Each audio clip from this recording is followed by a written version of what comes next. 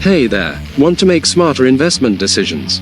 Using Fidelity's research and news tools gives you professional grade data and analysis right at your fingertips. Welcome back to Guide with Samuel. Here's the simple way to use them.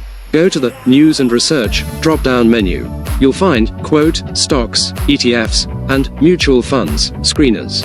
For any specific stock, its quote page is a powerhouse: news, analyst ratings, charts, fundamentals, and earnings estimates. For broader learning, explore Fidelity's Learning Center and Market Insights. My crucial pro tip: use the comparison tool. Don't research stocks or funds in isolation. Use the tool to compare up to 5 investments side by side on metrics like performance, risk, fees, and ratings. It highlights differences instantly and leads to more informed choices. That's how you leverage institutional quality research for your personal portfolio. What's your favorite piece of data to check before making an investment?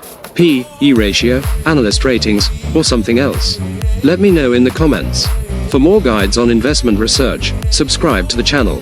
Thanks for watching. I'm Samuel, and I'll see you next time.